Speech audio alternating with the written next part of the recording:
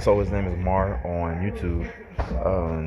He made a video talking about how when you face your shadow work, when you do the shadow work, how uh, you become more attractive. How the attractiveness isn't from the outside aesthetic and things of that nature, but attraction is when you face your shadow work, when you stop being a victim, when you realize that you were wrong too. When I realized I was wrong too, when you realize you were wrong too, when you realize that you manipulated as well, when you realize that you were angry at things too. And my point for making the video this time is to just explain my connection to what he said and how it helped me. It helped me because shadow work is important. Shadow work is ugly. It's not the most beautiful thing to do, but when you take the time to invest in your own shadow self, in your own shadow work, how things become just easier. You know what I'm saying? Easier for people to do, things, connect.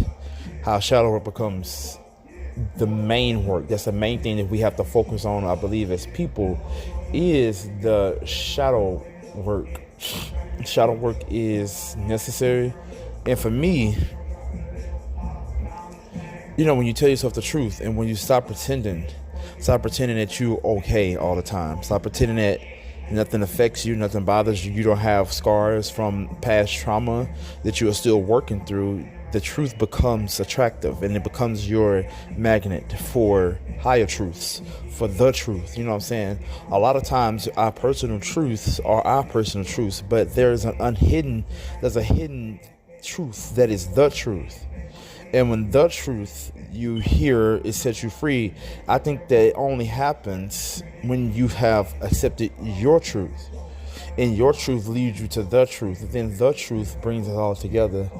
And so when the truth brings us all together, it just allows for a more easier copacetic coexisting way for us to be what people call free from bound ways of thinking, free from bondage. And bondage is such a hard thing to accept that you are bound.